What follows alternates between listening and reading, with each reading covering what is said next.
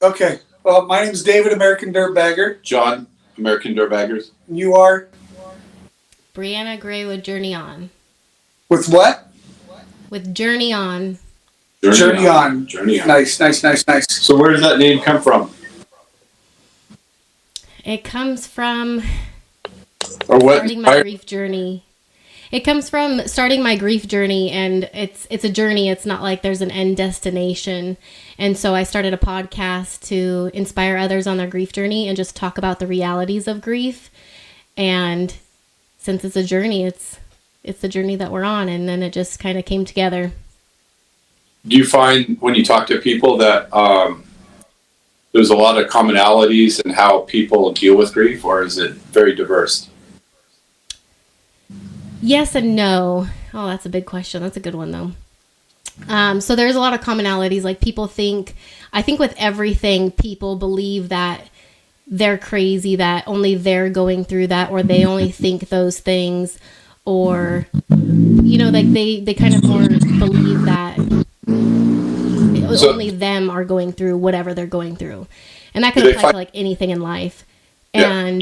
But then Comfort? there's very different where, say, if you're in grief, there's some people that are, more crying their eyes out, emotional and more sensitive. And then there's other people that have their heart in shell, or, people that want to work off their grief by like working out or working like that. That's what kind of keeps them busy. And then other people are like, no, I can't do that. So like it varies upon the person, but there's so many similarities between it all anyways.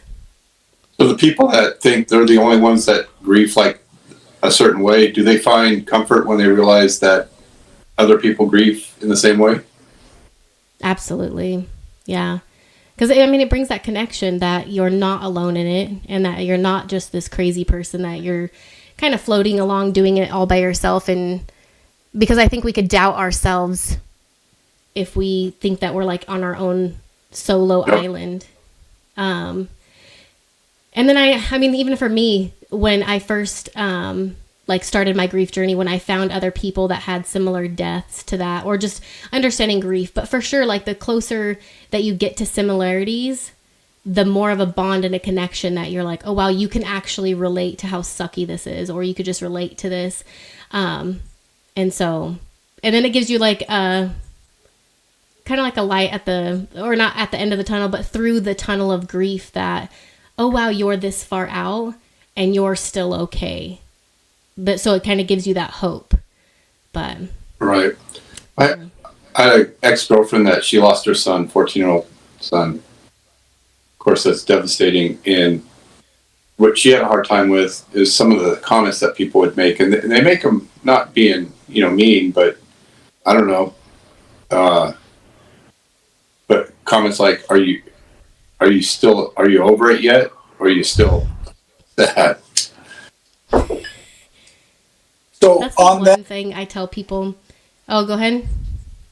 I said on that, Kathy's sister lost a son when he was 2.5. It was 20-something years ago. And I asked her when I lost David, I said, when's the pain go away? She goes, you just learn to deal with it better. It never goes away. You just learn coping mechanisms. Would you agree? Yeah. Yeah, I agree. And first off, like what John was saying, is that people just say stupid things, and not that they have an ill intention, right? I know for sure I've said stupid things to people before my grief started and after. Like I probably said something stupid to someone recently about their grief, and I like regretted talking to them because I'm like, oh no, what I said could have been, misconstrued to being like they could have taken it very negative. And I'm like, oh, hopefully. So I'm like, oh, I'm gonna have to recircle back to that person and say, oh gosh, I hope you didn't take it the wrong way when I said this. But a lot of times, like, people don't realize what they do say. Because if they did, I think they would circle back. But a lot of the times I think people just go based off of, I guess, what like movies show what you're supposed to say. Like, I don't even know what it's from, but people just say dumb things. I've heard of people where they've lost their 2-year-old and they're like, oh, well, at least you didn't have to potty train. It's like they always try to find something positive through it to kind of uplift the person. But there's literally nothing you could say. Like, they're hurting and it sucks. And that's all you can say. Like, oh yeah, you're hurting and it sucks. Like, that's more comforting than being like, let's be optimistic. You don't have to potty train your 2-year-old. Like, that's dumb. Just a heads up for everybody watching. I don't know if you know this, but John and I do have American Dirtbaggers with Kat, and we promote military. We talk about veteran suicide because we lost my son in 2020. Breanna Gray, who has her podcast, is his little sister, and I didn't understand grief until it occurred, and Breanna grieves completely different than I did. In fact, we got into a big spat, I think day 2 or 3, because she was just pissed the fuck off. She was angry for him leaving her. And I was sad that he left, and neither one was right or wrong. It was just how we dealt with grief at the time. You remember that? Yeah. Oh, I was mad. I mean, it's funny because people like ask or like try to relate on like, oh, when you got that first phone call. And I was like, oh, like I was not the one dropping to my knees, crying, begging for God. I was the one that was like, F him, F this, bull. Like I was yelling, cussing, like I was pissed. Like my anger was like the top anger of all. But I mean, under all anger, any anger is just hurt. It's just pain. It was just me that was sad. I just didn't know how to be sad. I didn't know how to address what I was actually feeling in order to like break down my armor to like bawl my eyes out. Well, that's what I realized, because your sister deals with it completely different than you deal with it, completely different than I deal with it. There's no right or wrong way to grieve. It's the way you grieve, I just want to let people doing wonderful things with your journey. You're also part of Mission 22. You support them. Yeah. And it's a sad way to get involved with all this stuff, but it's a positive thing. Instead of just grieving and being sad, we're trying to do something to make it better. Yeah. Yeah. And even at that, like some people will use their grief and just, they're more introvert, I guess, about it. They're content. They process it themselves. Maybe art is good for them. Like that's their outlet. That's their avenue. But then me, like I'm more extrovert. I need to feel like a sense of purpose and honoring them. And so I have to do something active in that. And that's kind of, I mean, it also helps healing parts of my grief is by talking to other people, addressing it, being so open about it. Plus I get the chance to like talk about him so often. So then it's like, oh, cool. Let me tell you about my brother. And so it's so many layers involved in just being so extrovert about it. But yeah, everyone will process it differently, and it's going to show up for them in many different forms. Probably keeps them is a kind of a way you can keep them close to you in a sense. Mm-hmm. And that's So a couple things, and I really want to bring that up is that you did a video on sibling losing a sibling. So I remember you did it, and at first I was a little like, I don't say upset, but taken back, because you're like, you don't understand the pain I'm feeling. And then when you said this, it was like, oh my God, siblings deal with grief different than parents, because you said, and I love the saying, he was in my life from when I was born, because he was your older brother, and he was always in my life. And I'm like, oh shit. Now, mind you, I was 19 when he was born, but I understood, and that's where I think people, when it comes to grieving, there's no wrong way to grieve. It's just how do you deal with it. I'm at the point where I enjoy talking about it now. Before this, last year, if you would have talked about it, I'd have cried. It's just time to cry. Now I'm at the point where I want to share his story and talk about what a wonderful man he was. But you initially started out angry, and now you're like, I'm going to tell everybody because I want to help somebody. If we can save one or two people, oh my God. Yeah. Yeah, and it's funny because siblings, like, I mean, I was in it. I was in the muck of like my grief journey, and then it was like, it's interesting because there's so many unwritten rules that like us siblings go by, and I mean, just one of them is like we instantly, you lose a son, and it's like, oh my gosh, now I need to pick up the pieces because you're grieving, and oh shit, let me do all the admin stuff. Let me take care of the funeral. Let me take care of the memorial. Let me sign these documents and do the bank account. Let me do all these things. And, you know, it's just, and it's not just me. This happens with all the other siblings I've ever talked to. And it's just this unwritten rule that us siblings are just supposed to come in as these superheroes and just swoop up the shit and carry it away from our parents for whatever reason. And then, but then everybody else also, they call siblings forgotten mourners, because a lot of people focus on the spouse and the parents and people like that. And it really is. I mean, they say siblings are your past, your present, and your future. Like you only knew them since you were born for the most part, right? Like, of course, if they were born at like you're 10 years old, right? But for the most part, they're in your life from day one, all the way up into like the present point. And then when your parents pass on or whatever, like they're supposed to be there until you guys grow old, and then see your kids grow up and your spouse and, you know, like all those events. And then when they get taken so soon and don't get to participate in those things, it's like, oh wow, now my future is kind of like, there's a gap. There's a hole in that future of mine or, you know, in any siblings, there's the gap in that future.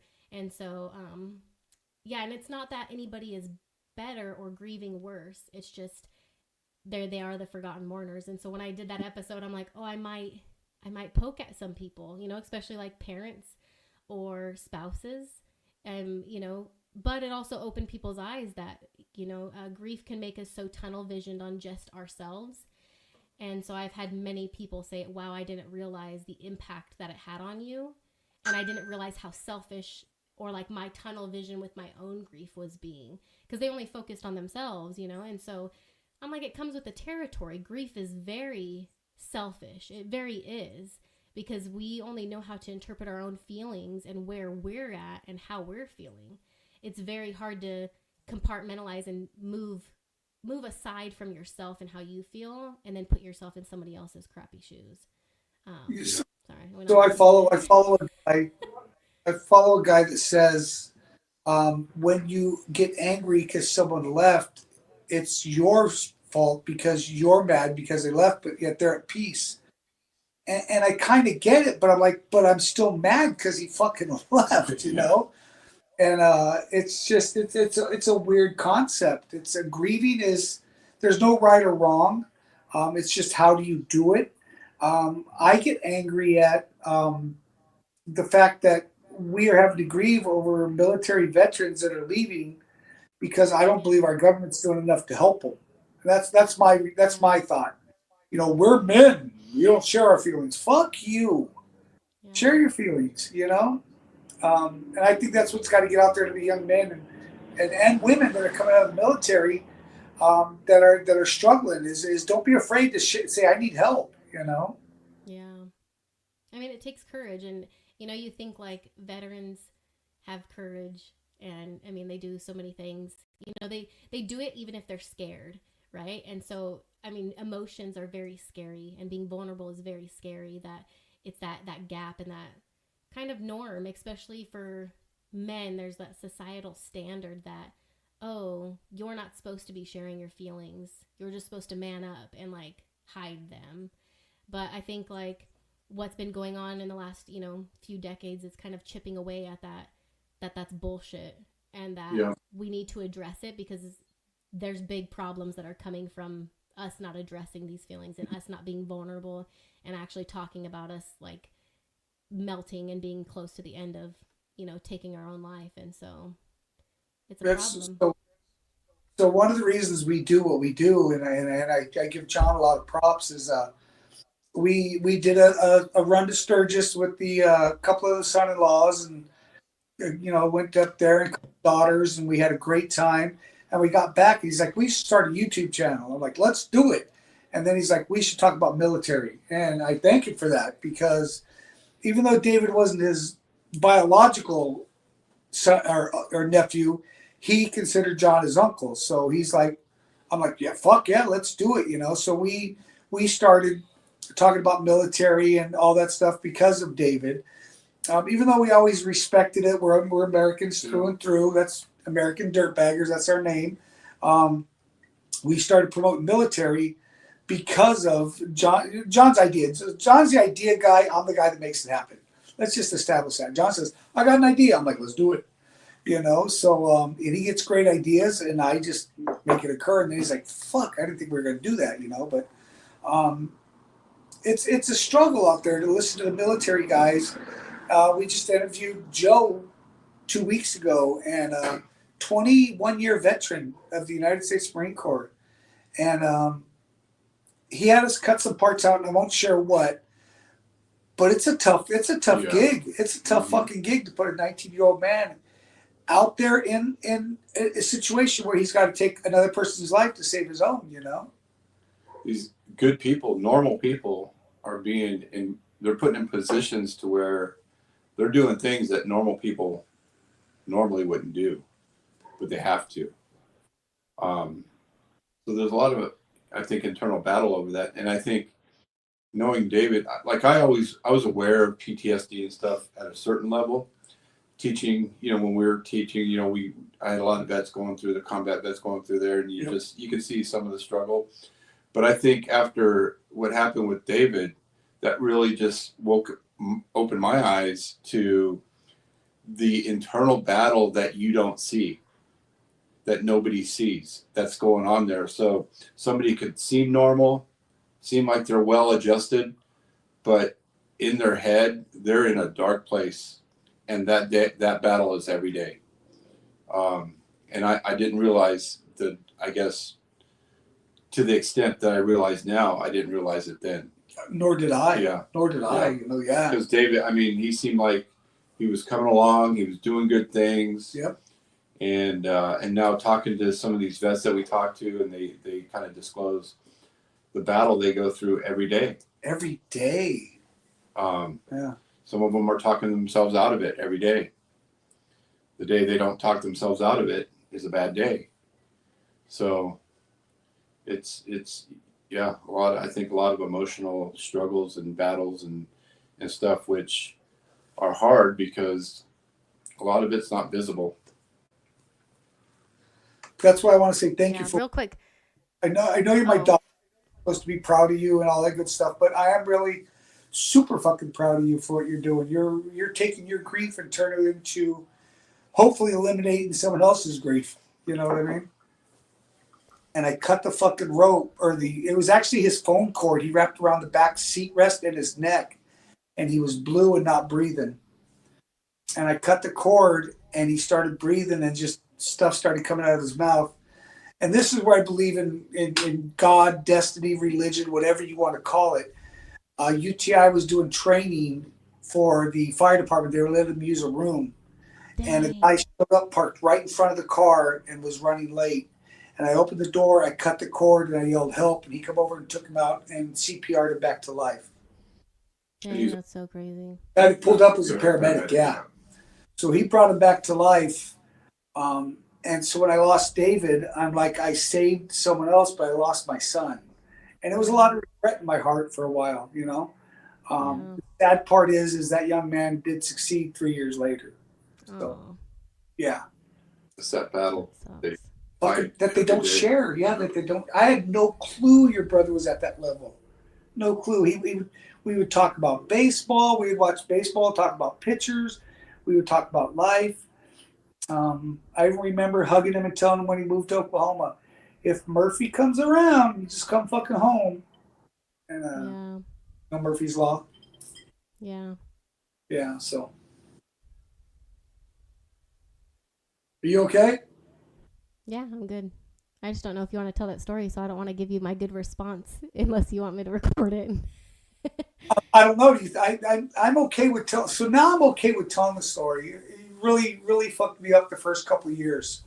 The first couple of years, I was mad at God because why'd you take my son? And I was mad that I saved someone else and not my own son. Yeah. Okay, Joe was talking about how he fights every day for it. Yeah. Still to this day, Yeah. And fuck, it's so. Just what do you do? What do you do? It's just a tough battle that they got to fight, you know. And then I go back to the Korean War and the Vietnam War where they'd come home and they were called baby killers and they were Yeah. shit. And I'm like, what the fuck, you know? And Joe said something that was interesting. He kept saying, like, when he was telling the story, like, nobody cares about my story. Yeah. Nobody cares about this. And then he said, before that, he said he just kind of, just figured he wasn't going to come back home. Like Yeah. you know, made that determination that I'm going to go there. I'm not going to come back. Yeah. And thinking about that, and it's almost like your life becomes expendable. Yeah. Like you're just a tool, and maybe You they are. put that on where they feel like they're not valued or life is devalued.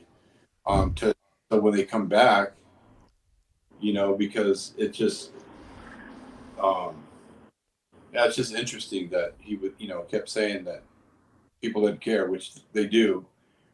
Um, but in his Yeah, I eyes, mean they are a tool. I mean they're 18 years old and they're signing the dotted line and making their will of where their belongings are going to go to if/when they get killed in combat or in mm-hmm, service. And so then it's like they're 18-year-olds, not even they're just turning an adult. Like they're not even a year into being an adult and they're already signing away, oh, if and when I die, this is what's going to happen to my body with my stuff, with, here's my will, here's the, and like they don't even know how to file taxes.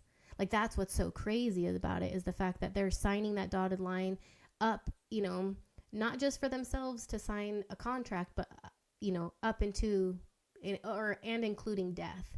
So they're That's signing that and they've never filed taxes. Like that's crazy. So they are a tool.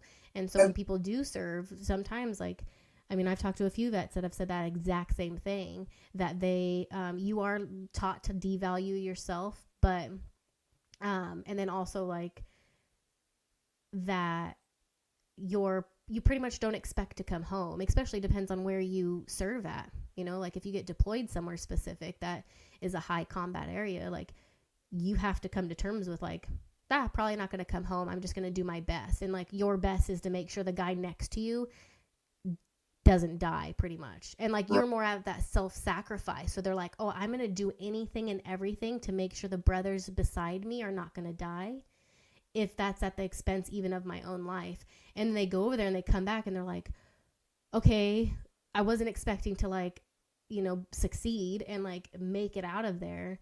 Now what the fuck do I do? Now I come with all this experience and this baggage and a lack of purpose. Like what greater purpose than fighting for the people next to you live?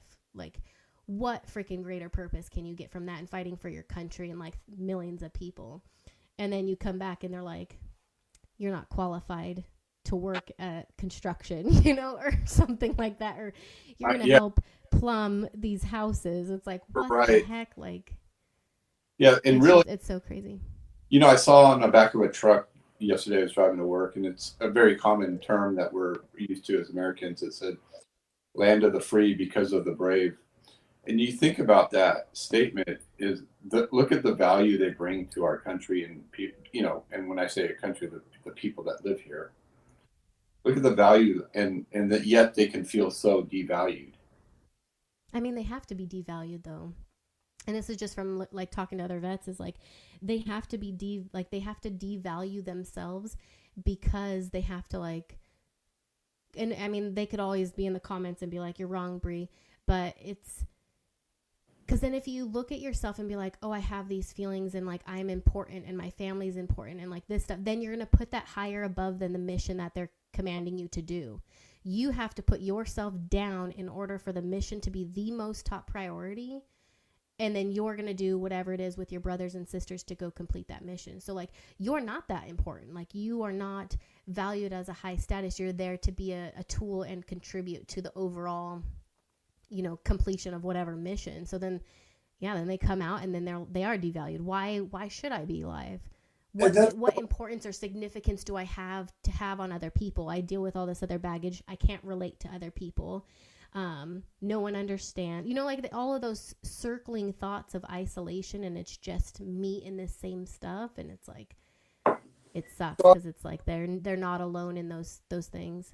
I talked to Galen, and David had talked to Galen a lot because Galen's Navy. He didn't see combat, but Yeah. he's, and David talked to him a lot. And after we lost him, I found out that David blamed himself for losing 6 Marines. Yeah. And he blamed himself for that. And a lot of times the guys will come back that survived and their friends didn't. And they're like, why them and not me? Yeah, survivor's guilt. Well, I mean, as them, like, you're supposed to. That's part of it. Is you're supposed to make sure like your buddies and your comrades are alive. Like that's part of it.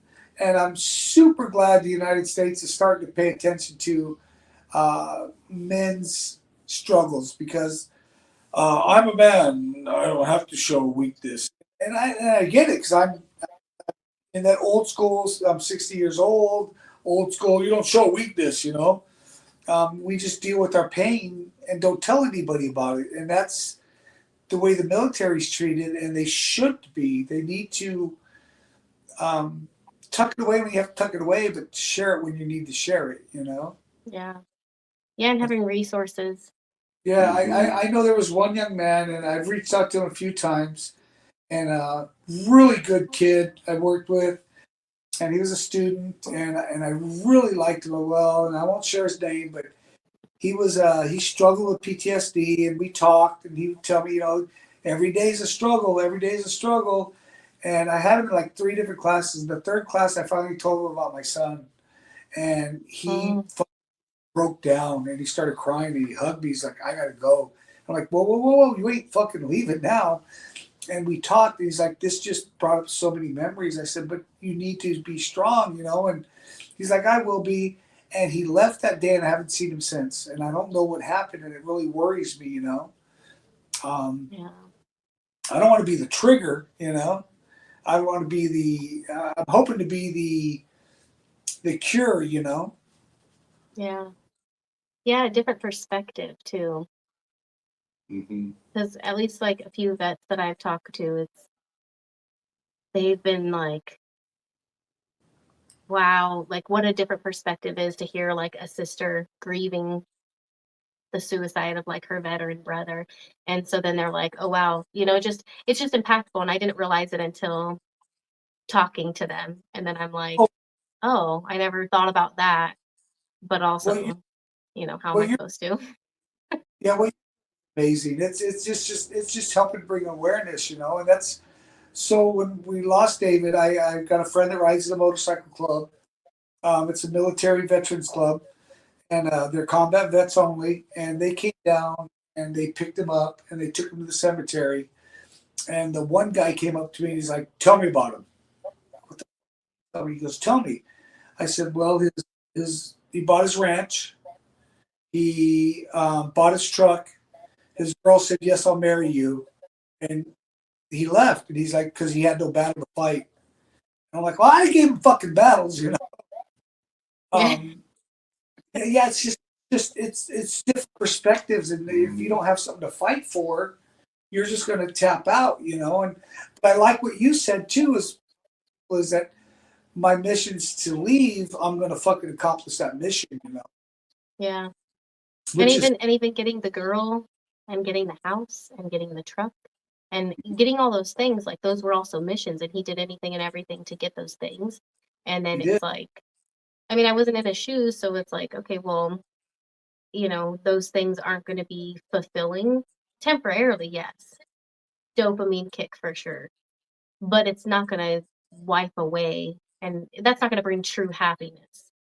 All these materialistic things are never going to bring true happiness. And um, yeah. And then, suicide, it's just, if that's their mission, they're going to do, they've been trained that if you have a mission, you do whatever it takes to complete it. And most of the time, I mean, not most of the time, but sometimes they try multiple times. And if they don't succeed, it's like it has to be a dramatic measure for them to like not try again. Um, but yeah, I mean, everybody's journey in that is different too. Right. Well, that's so we found out. We found out that after he succeeded, he had tried before and told a friend, Yeah. and that female did not tell us she didn't think it was important, and I'm like, what the fuck, you know? I had no clue he had tried before, you know. If I knew he tried Yeah. before, I'd take different strategies, you know. So Yeah. Yeah, even that with grief, it's like, you have to forgive. Yeah, I mean, you don't have to, but for our own sake, you gotta forgive like people that do stupid things like that.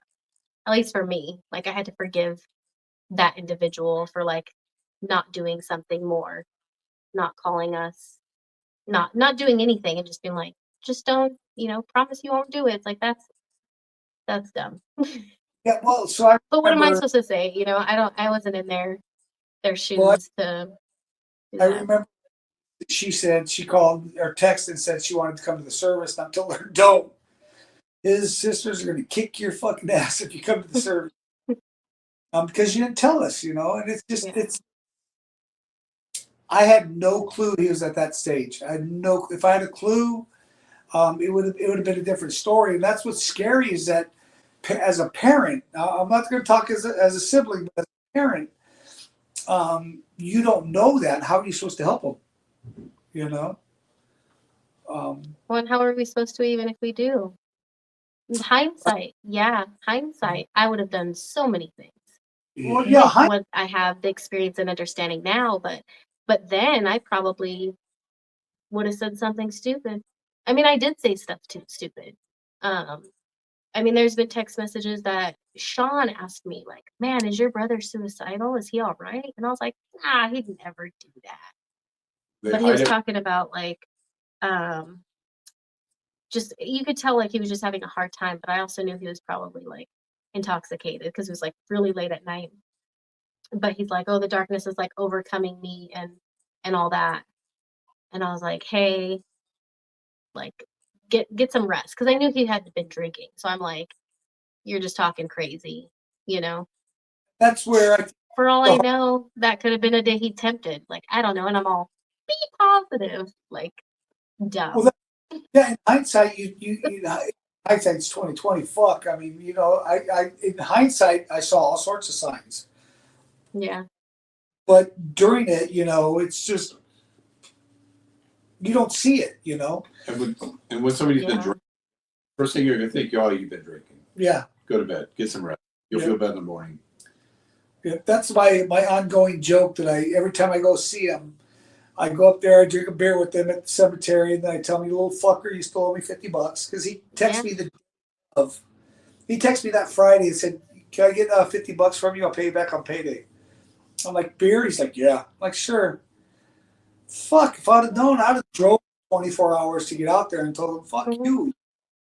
So there Yeah. was a lot of guilt at first, and I took it a lot of guilt, and I'm not trying to make this about me because it's not. It's about him, but in hindsight, I think that's why we do what we do is because we want other people to see signs to hopefully say, fuck, let's eliminate this 22 a day and get it down to zero, you know? Yeah. Yeah. Yeah. And even some people like there might not ever be signs. They may play the character so well.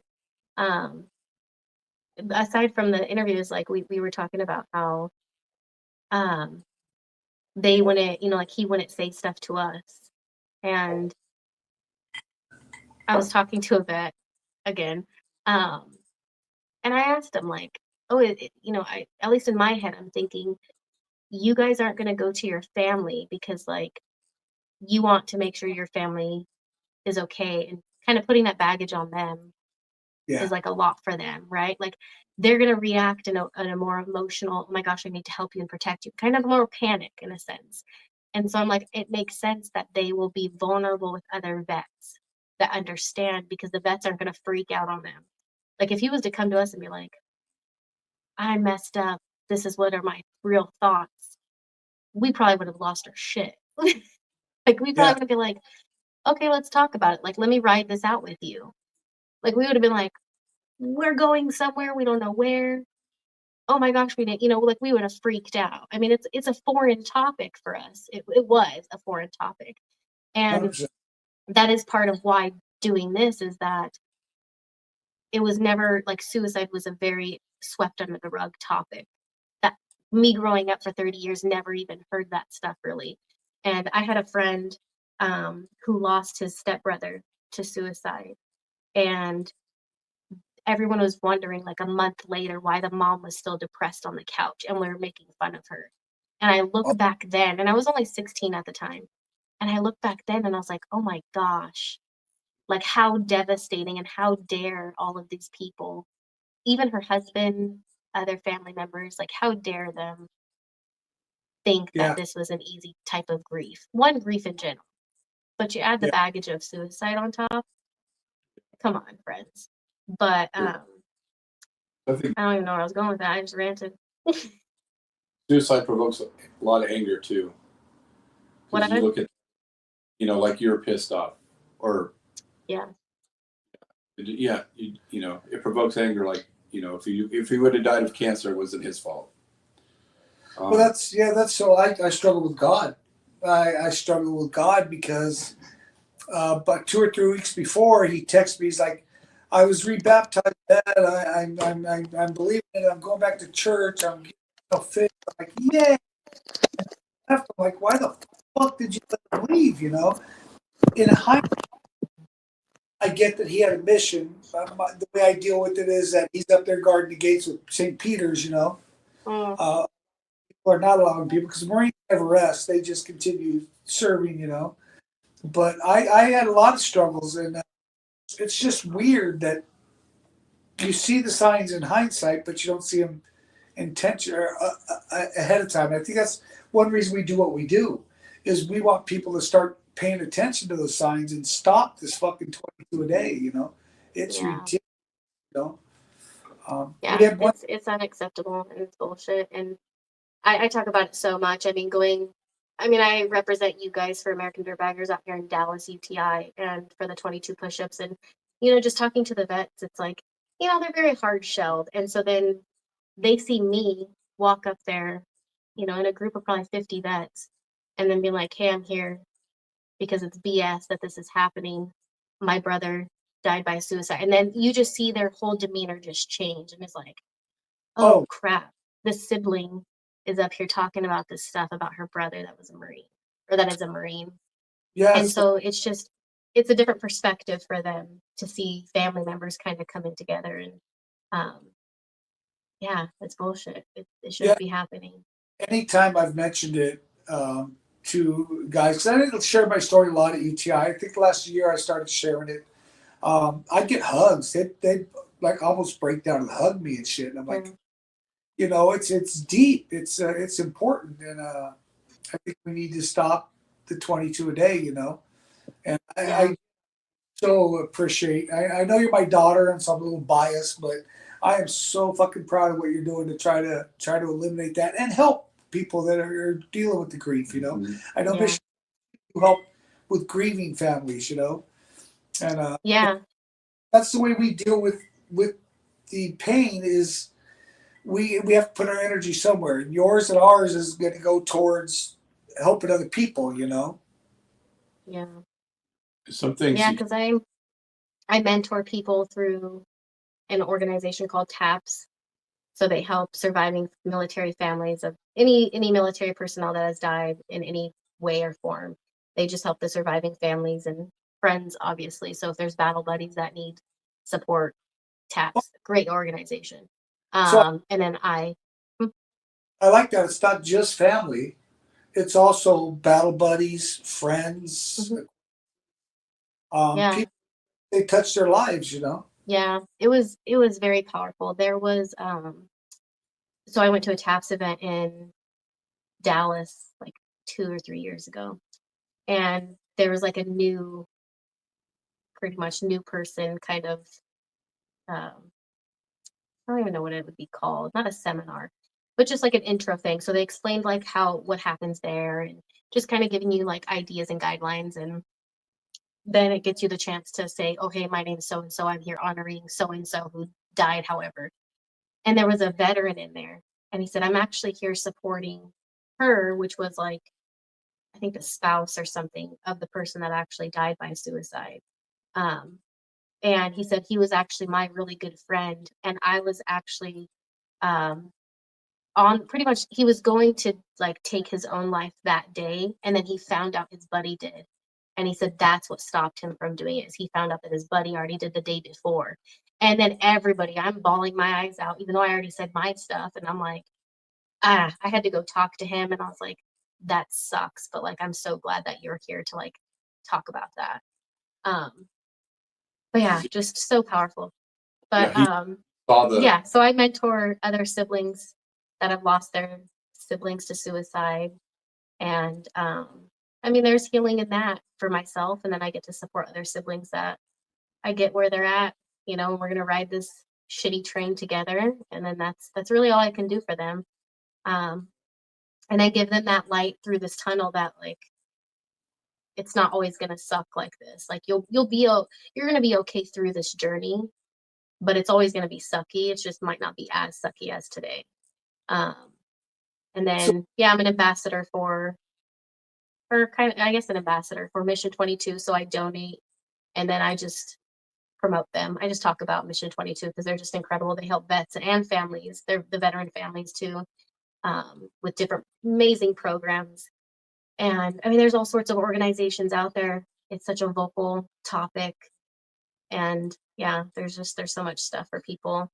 Um, put your what are you doing to support this? Put your information out there so people could look at you from us. You know, what channels do you have? What are you doing? Talk about you real quick. yeah, so I have like Spotify. So I have a Journey On with Breanna Gray. We'll have it like linked in the description. And then I have a YouTube. It's probably on like Apple Music, all those platforms.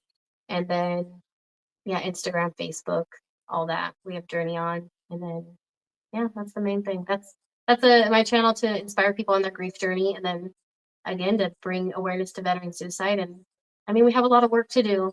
The number's still high. We're not at zero yet. So this is going to be like a never ending, I hope a never ending, you know, thing. I hope like maybe it's 5 years and we got it to zero and it stays at zero. But I think I, that's being very optimistic.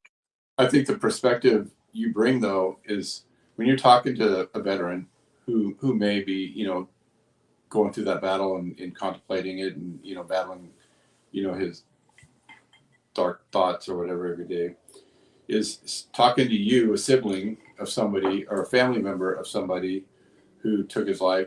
They kind of, you give them a peek or an insight of the aftermath of what Yeah. happened. Because when somebody checks out, they don't have to deal with the aftermath. Mm-hmm.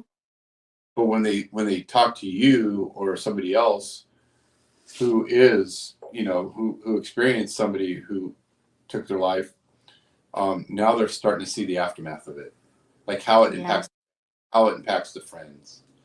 And Yeah, what's interesting, well, one, I want to say what you were talking about previously, John, is that, you know, when someone say dies from cancer, like they can blame the cancer.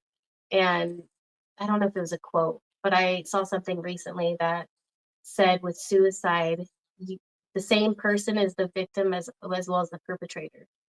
And so you're only staring at that person and you're mad at that person, but then you're also sad that they're dead. yeah, and And it's a fucked up way of grieving. And I think that that's what the shitty part of having that baggage is because you're staring at the same exact person that took the life of your loved one. Is the person you're mad at for doing it? Mm-hmm. Yeah, It's yeah, fucked up. that's You fucked don't get up. to blame toxic chemicals for taking your loved one. You don't get to blame the doctors. You don't get to blame a murderer. You don't get to blame, there's nothing outside of that person that you can blame. Yeah, there's secondary things. Oh, the alcohol contributed. Oh, them obtaining the weapon because they weren't supposed to have a weapon. Or you could point out these secondary things that contributed, but in the end, you're staring at the perpetrator and the victim. Yeah, that's deep right there. Yeah, yeah. Wow, I never thought about that. I never got mad. I just got sad. I was mad. Still am. Look, when I told you the next day we got to do a big old spat because you're angry and you're calling. Mm.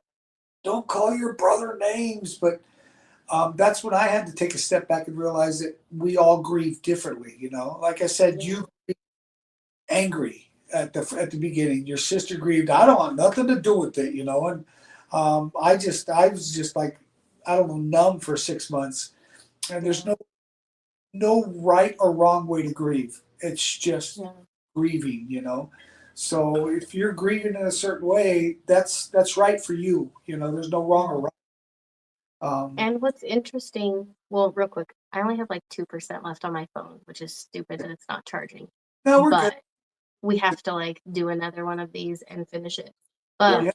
But before I was talking about what John mentioned is it's interesting because well, you guys were talking about the perspective that I give vets of like seeing the aftermath of family members after someone takes their life, right? What's so interesting, and I just realized it recently. Mind you, it's been almost 5 years that I've been like nonstop talking about this stuff. Yeah. But what's interesting is I've had at least 5 people. It's been more for sure, but at least 5 people that have reached out to me over the last few years that are not a veteran, that struggle with mental health and have suicidal ideation, and have come to me saying that either they'll come to me as like support, which I'm like, I have no idea what I'm doing. Like, the fuck do I have to do?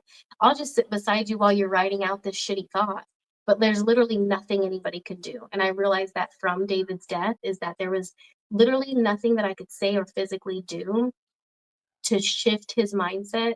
I think I could pretend like, oh, this has helped or this would contribute. But I think in the end, no matter what, it's all on that person. And then same thing with people that have suicidal ideation. Like they will come to me as support, but then also me sharing about how shitty grief is and how the real reality of like losing someone to that and how grief sucks and how it impacts my life every single day Every day. and my future every single day. They've come to me to say, wow, when I see your posts and I see how shitty like grief is pretty much and how hurt you are, it stops me from doing it myself. And I'm like, holy shit. That's fucking I'm deep. over here just trying to bring awareness to veteran suicide and talk about grief. And then here I am having this impact on people that have suicidal ideation that are not vets, But just that's mental health, in general. what we do, why we do it. You know, we've got, I won't say the name, but we got a military veteran that said, you guys are my only friend, to John and I. Yeah. And I was like, fuck, are you He's serious? married, he has a great wife, he has kids, but everybody has their, they're not friends. Like your friends fill in a certain spot that nobody else Yeah. will. Yeah. Like a wife or a spouse will fill in a certain spot that a friend won't, but that's where he lacks. When he said that, it just, it hurt and helped my heart at the same time. I'm like, why? And sometimes that's one thing. John and I never served. People ask, why did you? We just didn't serve. I don't want to give any excuse to serve. I tried. But I had a criminal You record. tried? Yeah, I went in, but I had a record that I'm moving forward. I tried to want to go. No.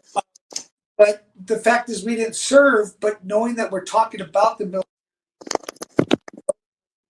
because of the military, we can do what we do, and because of David, we bring awareness to suicide. Knowing that just that word was said just touched me deep, you know. And What cuts deep? huh? What cuts deep? That the fact that he said, "You guys are my friends. You guys are my only friend." Like, what the Yeah, fuck? there really is a power with. I mean, we're social animals. He goes, We all the have to socialize. Like when we isolate, we see that with suicide. When we isolate, we get stuck in our head. Like we need that human connection. Well, he's the type that, see, I'm a man. I'm not supposed to share my emotions. Fuck you. He'll suit up tremendously, and we really got to work on that. You know, we really got to bring awareness to it. Just because you're a man doesn't mean you can't be weak for a moment. It's Yeah. okay. Okay, let me give you a hug. You know, I said just because you're a man, you don't have to be weak, but come hug me. You know. Yeah. Yeah, they just need to get around more vets too. Yeah. And there's so many programs. Like There's like a ridiculous amount of programs that they can get involved in. It's crazy.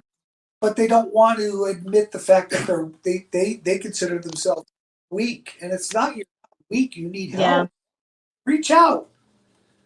There's that stigma. I mean, the societal stigma. I mean, that like, oh, men are supposed to be this way, and it's like men are human beings that have emotions. Like if we didn't have emotions, like we'd be like sociopaths, right? I saw an Instagram post, and it showed a guy sitting there, and his wife comes out. He's like, "You okay?"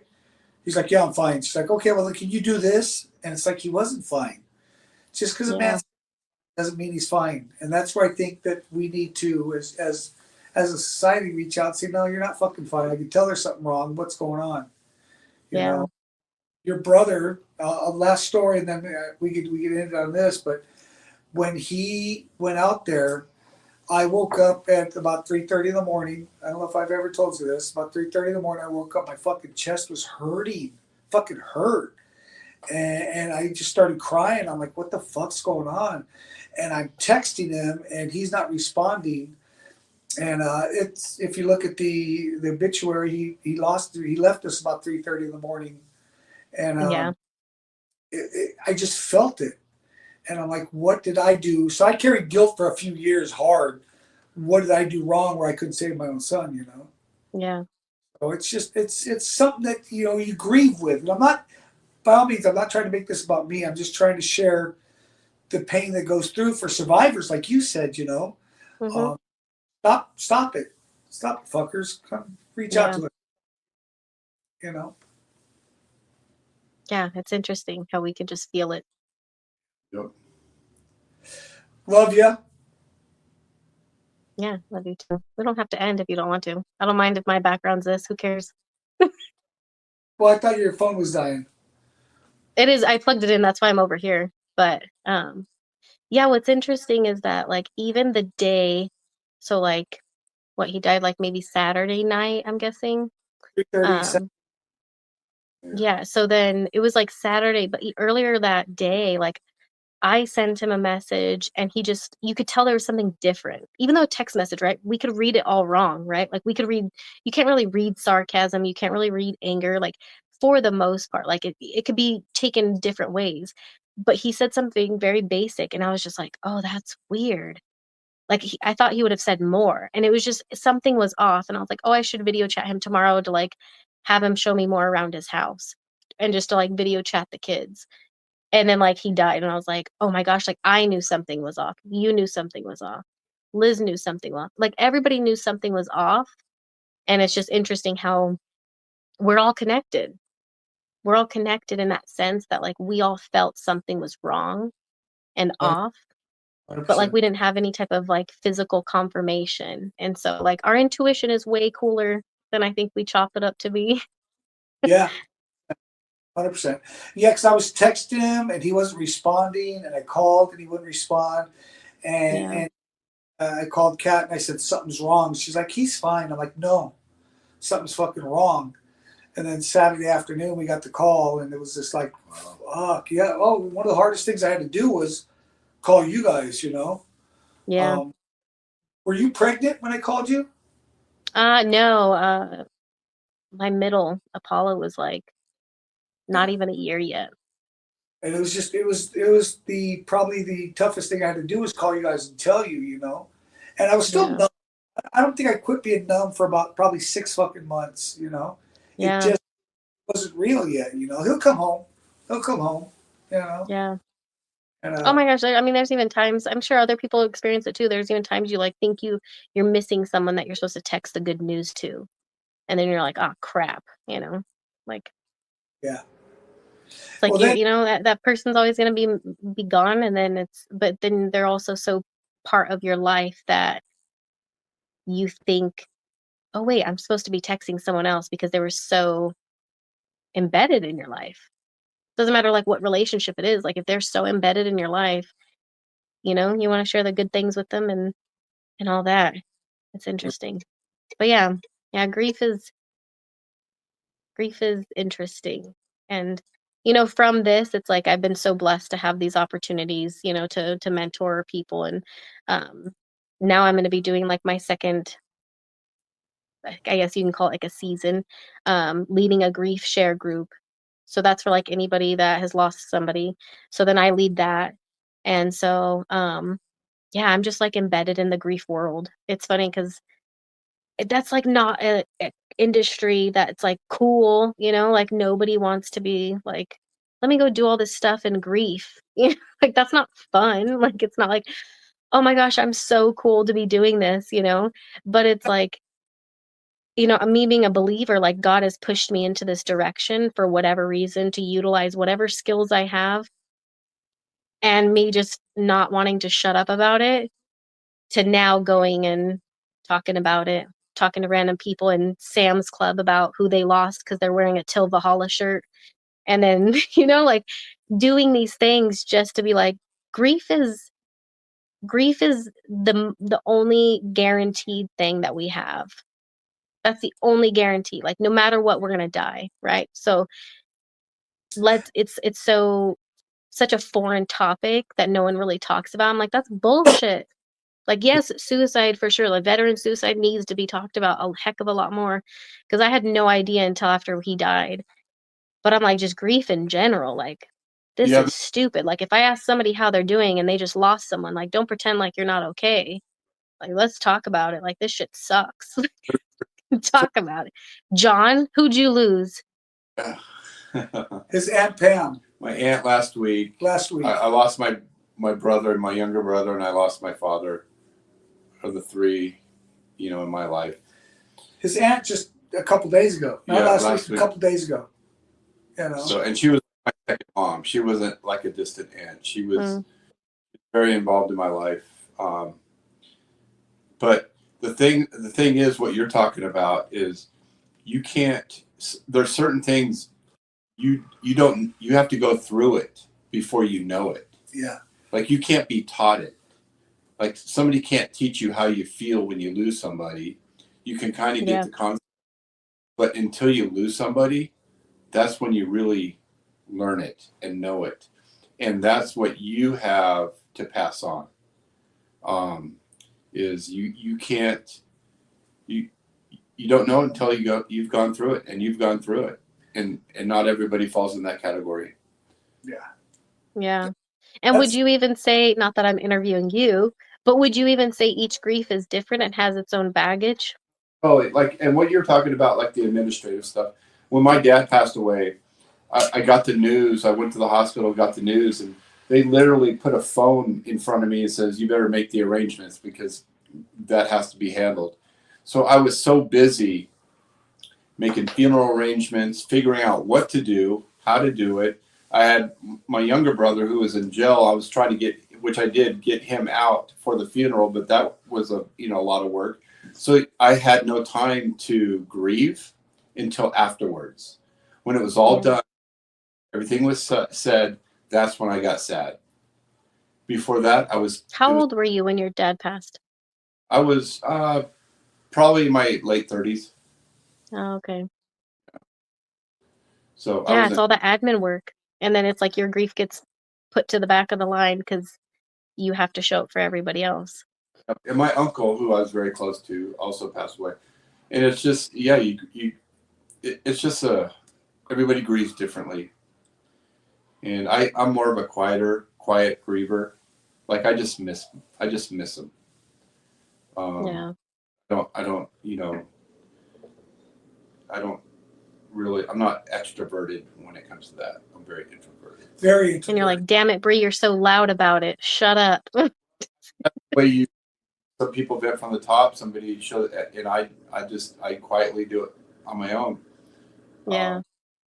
I'm like a cat. I'll go in the corner and die. I'll go in the corner and cry. Yeah. See, I have a friend that's very more introvert, and like she would probably deal with grief by like painting and Who? just being quiet, you know? Who? Huh? Who? What'd you say? I didn't say. Oh, your sister? We know, but I'm not gonna put her name on blast. But yeah, she's just more introvert, and so I'm over here being all loud, and I'm like, Well, that's so. but When we lost your brother, I had not lost anybody since I was 10 years old. It was my grandma. Mm. Lost your brother, my mom, or sorry, my brother, or your brother, my son, my sister, and my mom in less than a year. Yeah. So I didn't know how to grieve. I'm like, bah, and it was I don't say a learning experience. It was a horrible experience, but it was different because you don't grieve, and all of a sudden you just get hit with this shit. I remember calling because I talked your sister into calling somebody and asking for help, and and when I lost my sister, she's like, "Well, you should call too." And I did. I called and asked for help, and I said, my sister died, and I said I was really really close with her, but I'm not crying. And she's like, "Well, you just lost your son 3 months ago." I'm like, "I know." And she's like, "You're still mourning him, and you're trying to mourn your sister." And I'm like, it's Yeah. tough Do mourning. you think that it wasn't as, I guess, heartfelt because it's like, well, she kind of lived, not, this isn't like undermining, but Exactly what you're saying. at least in my head is like, if I was older and then my siblings were starting to pass, it kind of is like, okay, this is kind of like what happens around these ages and up. Sorry, my shadow is like, "Meh." Right, don't worry about it. I think it was more that I didn't mourn her at the moment, but like a couple weeks later when I wanted to text her, and I'm like, fuck, because we used to text all Yeah, the time, and I couldn't yeah, text. That's what hit me the hardest. Is yeah.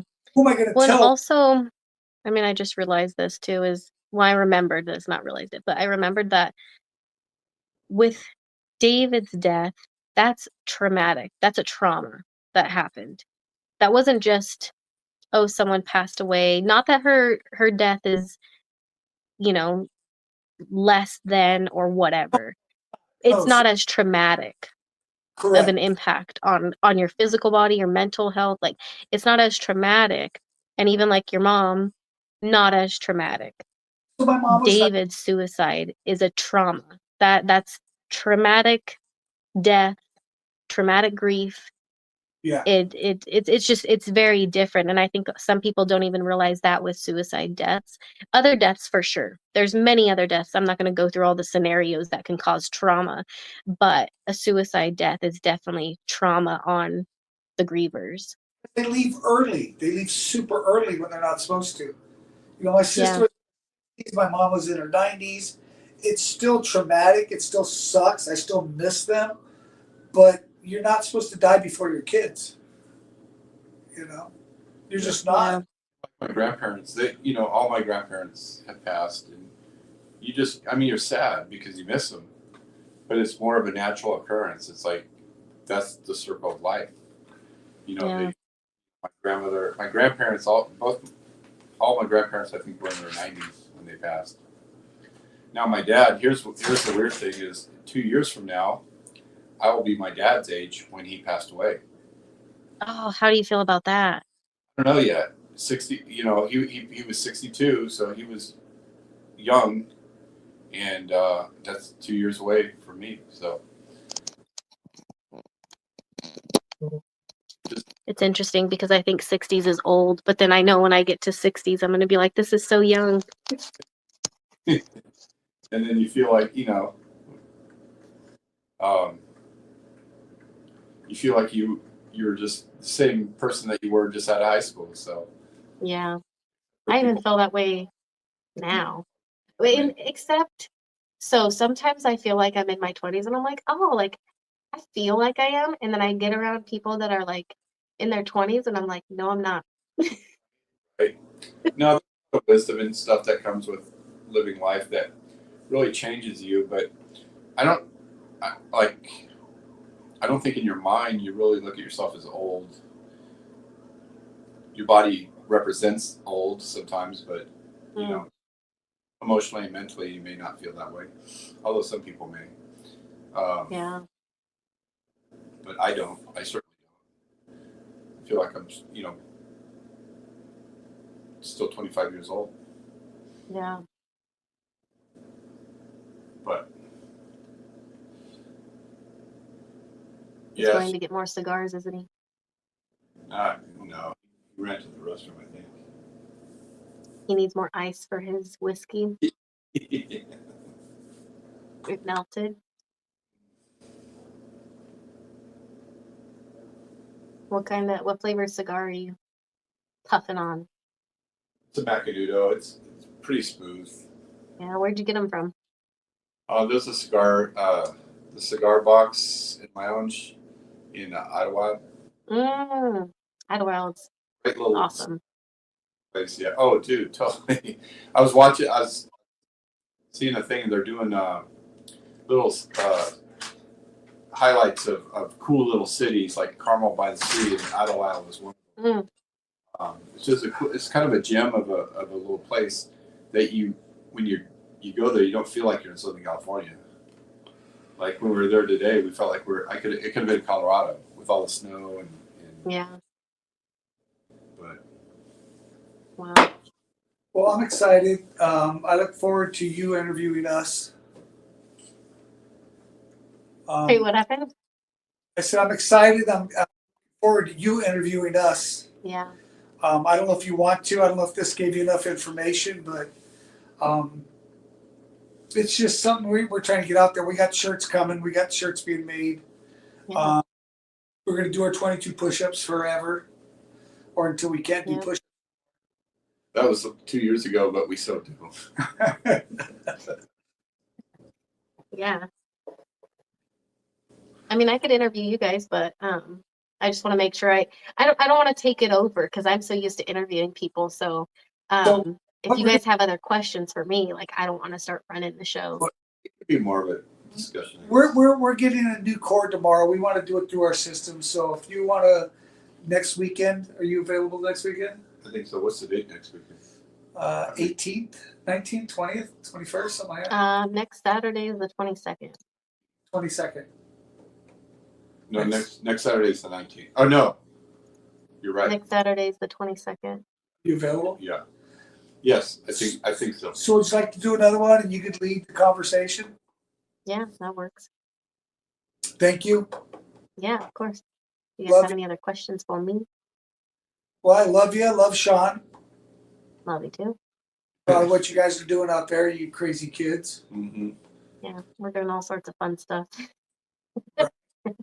I know Luna wants Luna told me she wanted a new fishing pole. I told her I'd get her one, but I'm going to wait till I come out there so I can take her to the place and let her pick the one out she wants. Yeah. I was going to order one, but you don't know what you're getting for sure, you know? Yeah, I made that decision and I realized I'm never buying children's items. I'm just going to buy the real version of whatever it is because Let I her bought know kid that, fishing poles because I'm like, they're going to be smaller and yeah, stuff. Like they weren't like characters or anything, but smaller, but they suck. So they can't even really fish with them. And I'm like, why? Doesn't next make month sense. or two. And let her know that I'll take her to the store. We'll buy her and Apollo a new fishing pole. So, Yeah, okay. I will let them know. Thank you. Love you. Yeah, you're welcome. We're going to end this, I think. See ya. Yep. We can call it Peace. peace.